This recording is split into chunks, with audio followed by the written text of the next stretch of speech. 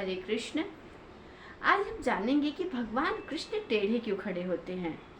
इस पर हम एक छोटी सी कहानी सुनेंगे। दो दोस्त थे, बहुत अच्छे दोस्त थे। एक भगवान की भक्ति करता था और दूसरा भक्ति में विलीन नहीं था।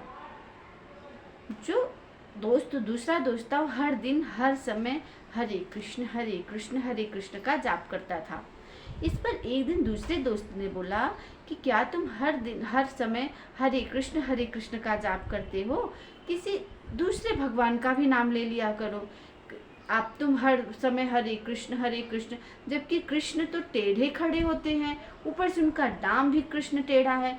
सब तो सब, उनका धाम भी टेढ़ा है, वृंदावन टेढ़े खड़े होते हैं, नाम भी टेढ़ा है, धाम भी टेढ़ा है, ऐसे ही भगवान को क्यों चुने। उस दोस्त के दिमाग में उसको लगा कि मेरा दोस्त तो सही बोल रहा है कि भगवान टेढ़े क्यों खड़े होते, उनका नाम भी टेढ़ा है और धाम भी टेढ़ा है। चलो आज मैं जाके भगवान से पूछता हूँ। इस पर वो मंदिर गया और भगवान से कहता है कि भगवान आप टेढ़े क्यों खड़े होते हैं, और तो और आपका नाम भी टेढ़ा है और धाम भी टेढ़ा है। ऐसा उसने भगवान से कई बार पूछा और भगवान के कुछ ना बोलने पर वो मंदिर से दुखी होकर चुपचाप निकल जाता है और पास में ही एक कुआं रहता है, वहां जाके चुपचाप बैठ जाता है। थोड़ी देर बैठने पर वहाँ एक बुजुर्ग आदमी आता है, बुढ़ा सा था, उसको प्यास लगी थी। उसने क्या सोचा कि मैं कुएं से निकाल के पानी पी लेता हूँ। वहाँ पे वो बल्टी से पानी निकालने की कोशिश किया, तभी बल्टी हाथ से छूट के कुएं में गिर गई। क्योंकि वो बुढ़ा था इसलिए उसको बल्टी निकालने में प्रॉब्लम हो रही थी, समस्या हो रही थी।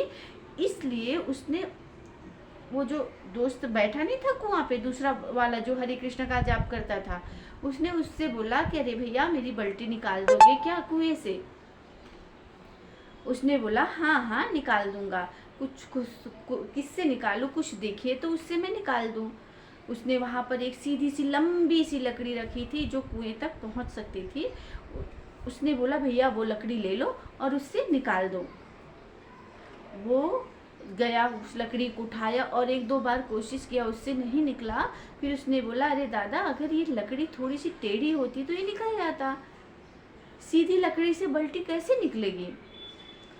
इस पर उसने अपने मतलब उस लड़के को, उस दोस्त को समझाया कि वही तो बात है, तुम भगवान में मंदिर में भगवान से शिकायत करके आए हो कि हे भगवान आप टेढ़े क्यों खड़े होते हो, और आपका नाम भी टेढ़ा है और आपका धाम भी क्यों टेढ़ा है। अगर इस समस्या भरी दुनिया में, और जहाँ पे झूठ छल कपट, अच्छे लोगों का तिरस्कार, ये सब हो रहा है, उस पर अगर तुम्हारे भगवान टेढ़े नहीं रहेंगे तो कैसे बेड़ा पार करेंगे तुम्हारा। इसलिए भगवान टेढ़े खड़े होते हैं कि अगर सच का साथ देने के लिए टेढ़ा भी होना पड़े तो तुम टेढ़े हो जाओ। इसीलिए भगवान कृष्ण थोड़े से टेढ़े खड़े होते हैं।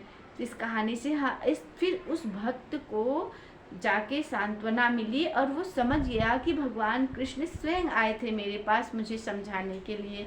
वो मंदिर में गया और भगवान कृष्ण को धन्यवाद किया और फिर से हरे कृष्ण का जाप चालू कर दिया। फिर वो अपने दोस्त से मिला और उसने ये सारी बातें अपने दोस्त को बताई। उस दोस्त को भी उनकी बात पर विश्वास हुआ और उसको भी अच्छा लगा। इस कहानी से हम क्या सीखते हैं कि हमें